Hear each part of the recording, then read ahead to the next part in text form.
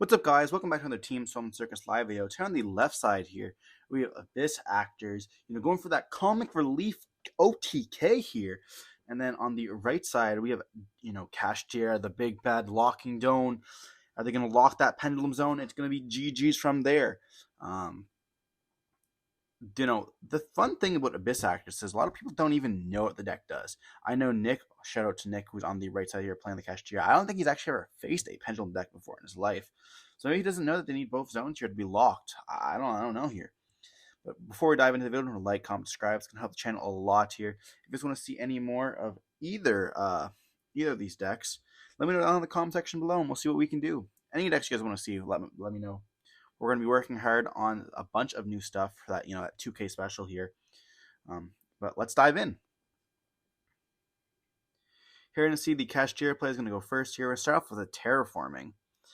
Trying to bait out that Ash Blossom. Searching for the pressured planet, or the Kashtira planet. We'll just call them by the Cash names now that we know they are playing the Scareclaw. Interesting enough, we didn't see them chain their D-shifter in the hand to that terraforming there.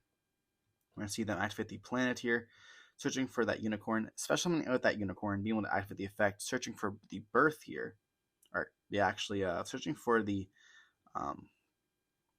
Theosis. They're going to activate the Theosis effect and summoning out that Fenrir. Fenrir effect is going to activate, searching for the Arise Heart. Fun fact about D-Shifter, in case you guys didn't know, if you D-Shifter a Pendulum player, all their cards don't go back to the Pendulum Zone, or don't go back to the extra deck. They actually get banished.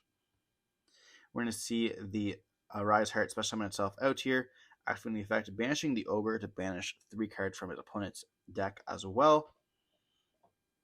We do see a Book of Eclipse and another Theosis in hand.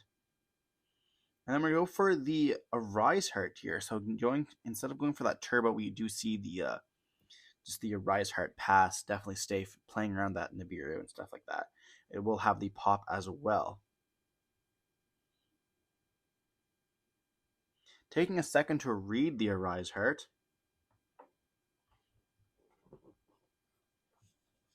Then we're going to be seeing the effect of, I believe this is a new one, Dress Rehearsal here.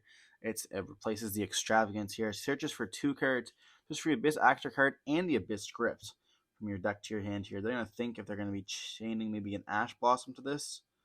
But they're searching for an extra, so it does going to be resolving here. Extra, and then going for the Entertainment, or going for the Rise King, or the Abyss King here. Going to take a second to read both of them. Extras is a pretty crazy card.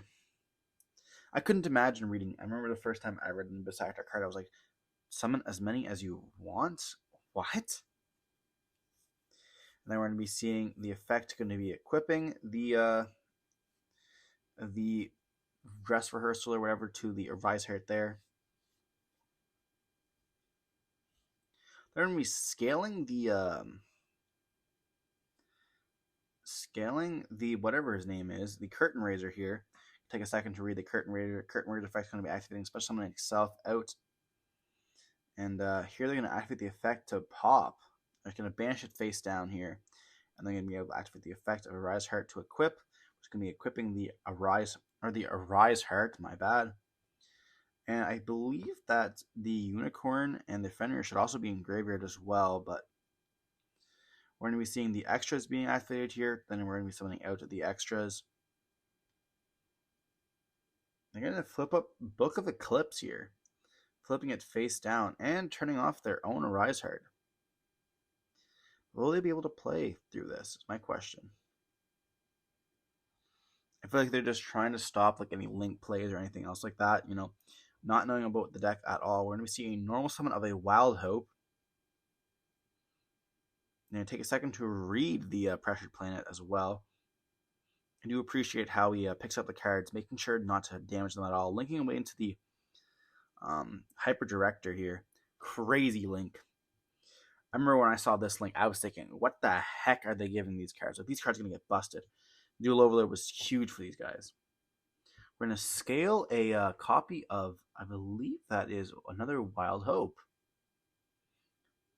or it could be the Sassy Rookie as well. I'm not. They do have a little bit some of the similarities here, but we're going to be seeing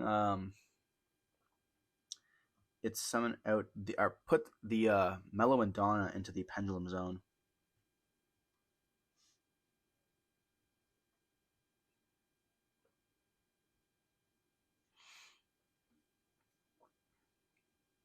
We're going to be using the effects to tag or linking away into the new Link 2 from Photon Hypernova.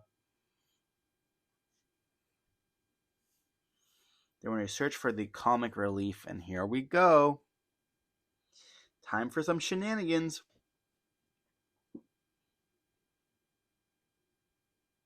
We're going to place the Comic Relief in the Pendulum Zone. I love this card. This card is such a joke.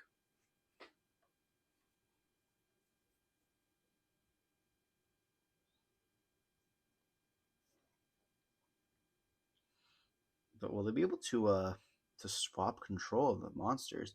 They can turn it to attack position here, and I guess they could attack. But that won't be enough for game. We're going to see the effect of the new Link 2 popping the Madonna to place the Pendulum, not the Pendulum, the field spell onto the field. Taking a second to read that. You can reveal an Abyss Actor Pendulum Monster 1 a script in your hand. Add one script from your hand different than a name. And then while you control a Pendulum Monster, any effect activated by your opponents becomes destroy one set spell and trap card your opponent controls, which is huge. They're going to play the Superstar. And then they can Pendulum Summon here as well.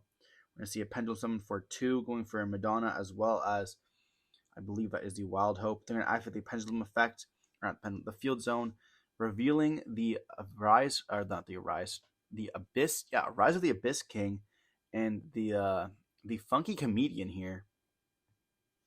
And they can search for any Abyss script. Going for that open Abyssitainment, the entertainment card. They're going to be playing the King here. Going to be targeting the field spell to pop it.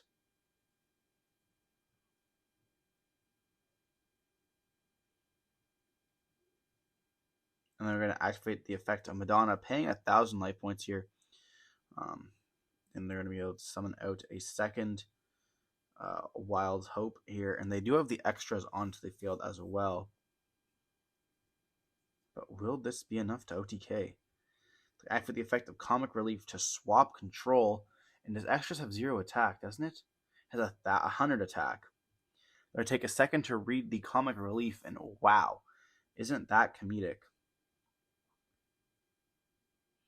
They're going to flip up the Arise Heart into the attack position here. And I think this is going to be enough for game. This is like 3,000. And then stuff gains 1,000. You got Mellow Madonna gains some attack points as well.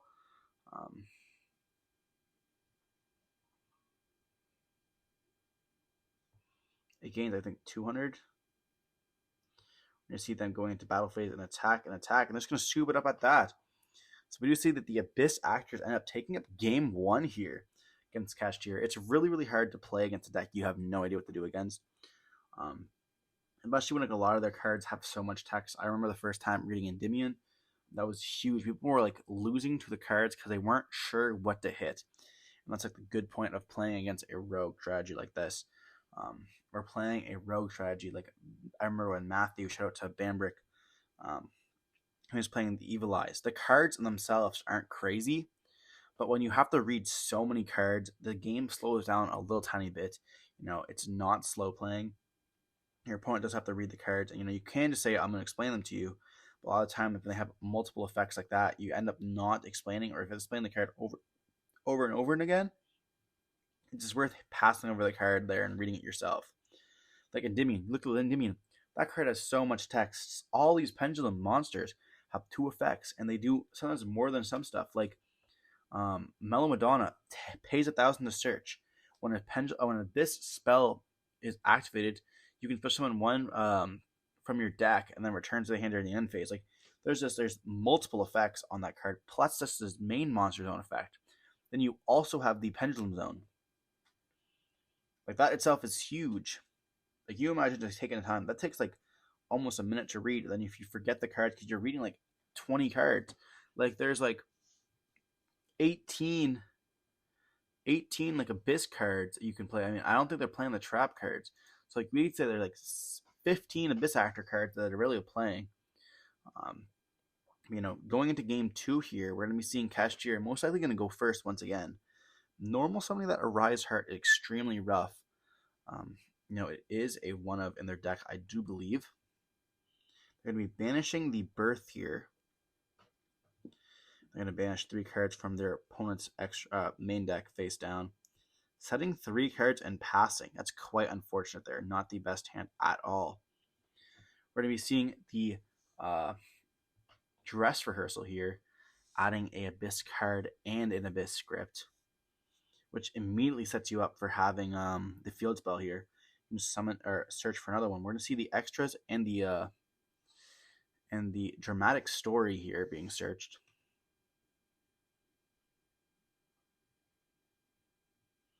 If you would Ashen card, I would Ash Dress Rehearsal, to be honest. It's like a +2. You see them activate the Curtain. Curtain effect's going to push itself out. You can add, then we're going to activate extras, and then extra is going to summon itself out as well. These cards are almost identical, other than the fact that extra, your opponent needs to control a monster. We're going to add the effect of the extras here, which is going to use itself to search.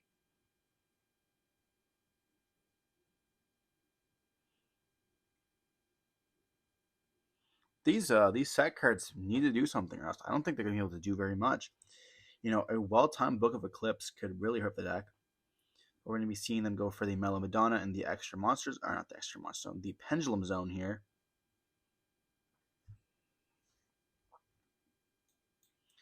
Then we're going to be able to send the Rise of the Abyss King to the graveyard. I think a lot of people don't understand that, Abyss Actors don't do anything going first. So, you could force them to go first, and then just really, really bad if your deck is good, get going second. They're going to be linking away into the Hyper Director. But, like, what are they going to do? Set some spells? You can just go battle phase, and then I guess they can take you during next turn. But, like, even a Lightning Storm or, like, just stuff that you could really push through their spores. We're going to see them put the Wild Hope in the extra, in the Pendulum Zone. I don't know why I keep saying extra monster zone. They're going to link away into the new Photon Hypernova Super Producer, which is a common.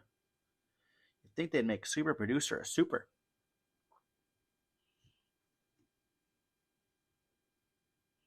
We're going to activate the effect here. We're going to be placing the Comic Relief, and here comes Comic Relief OTK.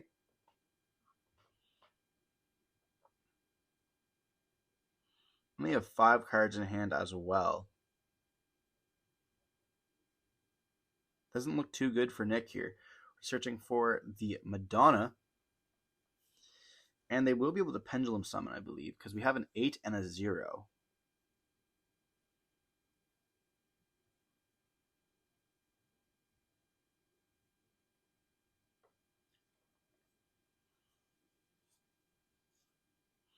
The fact that you can Pendulum Summon 8 and 0, that's also huge. Like, yeah, you're locked into Abyss Actor, Pendulum Monsters, but so what?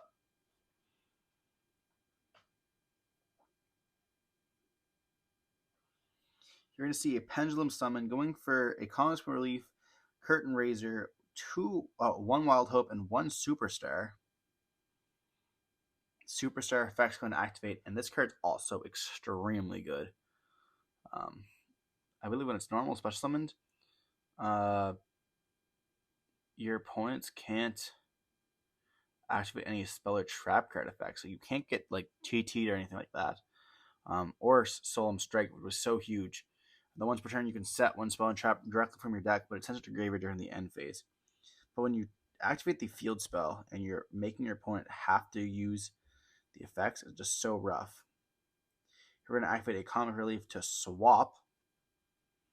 That is the main Monster Zone one, and here you have the Comic Relief.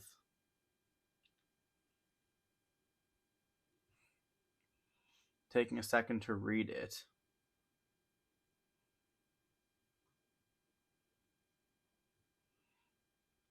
And then they get to pop the Abyss Entertainment here. They can summon as many monsters as they want from their deck. Then they're going to activate the effect of the Curtain Raiser, dumping the Dramatic Story. And if they can get Madonna on the field as well, it's going to be boosted by a lot. And I believe they have the effect of Wild Hope here. And then it's going to gain a 100 attack for each Abyss Actor, different names. And then when it's destroyed by battle or card effect, you can add an Abyss Actor card from your deck to your hand. That's so wild. We're going to see the effect go into battle phase here. It's going to be protected by the Forbidden Lance. And, Curtain Raiser is going to be dying here.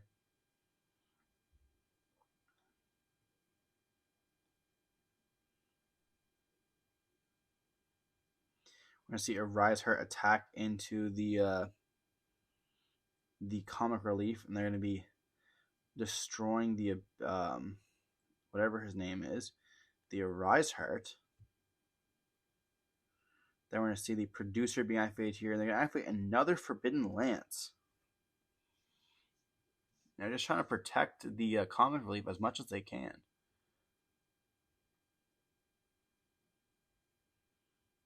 And here we're going to be seeing the Superstar, the Wild Hope, and the second Wild Hope attack, and that's going to be enough to leave them on one card here. They were able to survive.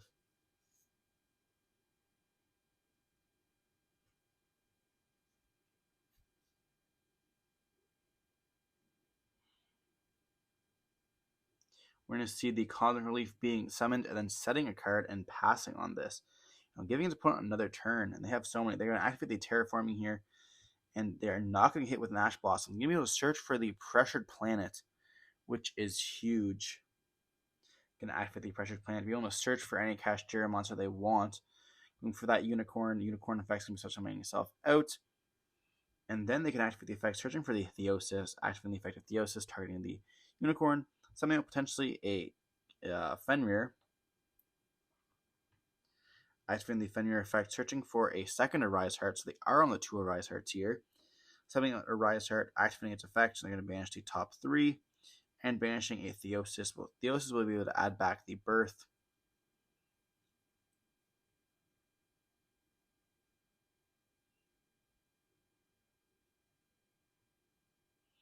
I thought during the standby phase you had to give Cosmic Relief to your opponent.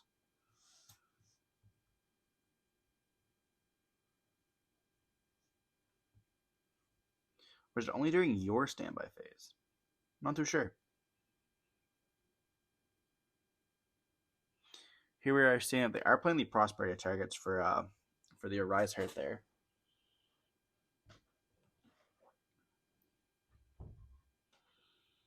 They could go for the simple Arise Heart path, but if you go for Shangri-La, lock the other Pendulum Zone, it's pretty good, isn't it?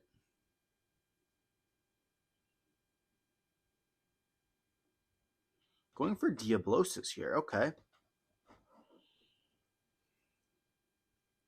We're going to the effect of Diablosis banishing or sending to graveyard that Fenrir. They're going to look at the extra deck, and they're probably like, what the heck? Taking a second look at Wee Witch, which is just an odd card. And is that the Utopia double package? Going for that access code, very, very solid pick. And then they will be able to banish, I believe it's 7 cards from their deck face down. You're getting them super close to being able to attack for game. Or not game, but going for that deck out. They are really low in life points here, but that one terraforming got them back into the game. Here they're reading the effect of Diablosis, and Diablosis effect can activate here, banishing 7 cards. But they're choosing not to. They're going to summon out. They're going to play the Birth, summoning out that Fenrir, and then they're going to be activate the effect, attack into the Cosmic Relief, activate the effect, banishing that card, the Mellow Madonna. Unicorn is going to attack into the Wild Hope, activating its effects here, and going to be banishing the Hyper Producer. And then we're going to be seeing the effect of We're going to see the Diabolus maybe attack into Superstar.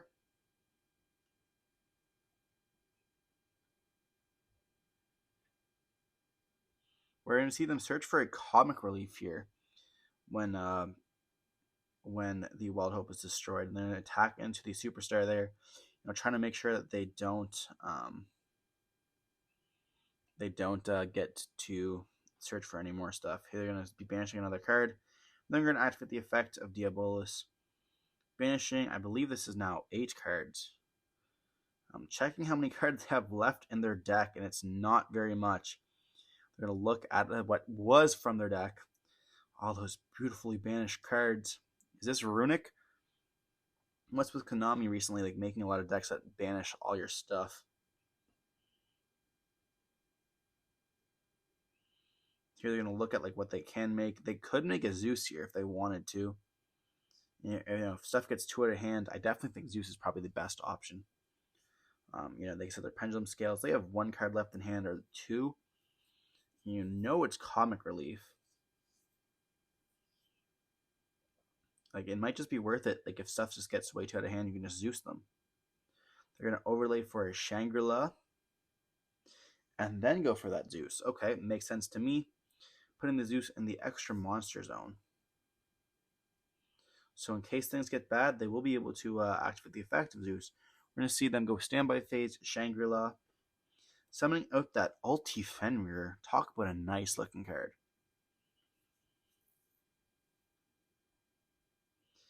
And then we're going to be seeing them be able to activate the effect, and then they're going to be effective of the. They're going to activate the effect of the dramatic story here. They're taking a second to read it.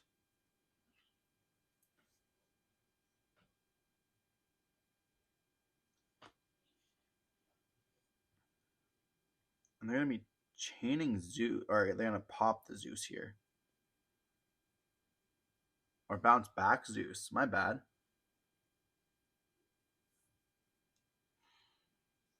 I thought it destroyed it.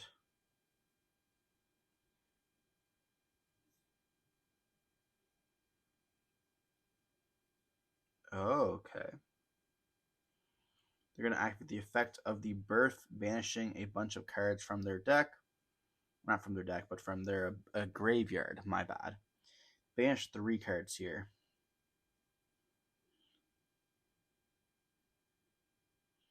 Going for that dress rehearsal. I don't think it actually mattered what they banished, to be honest. To look at what they have in their hand, it's not too great.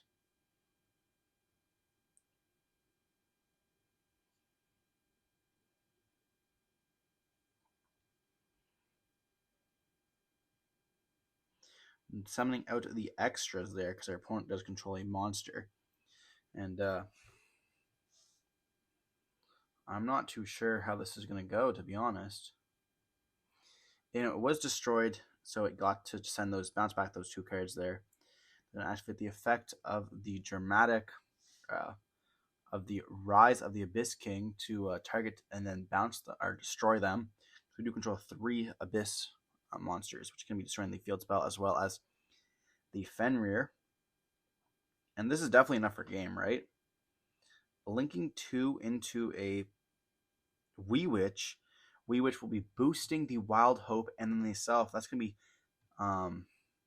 Wild Hope will be at 21, which will be enough for game, as well as Madonna effect activating here. They have 1 card left.